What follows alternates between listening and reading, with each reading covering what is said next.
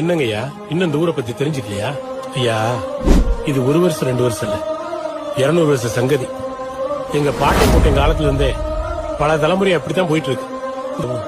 எங்களை மாத்திக்கவும் முடியாது, நாங்க மாறவும் மாட்டோம்.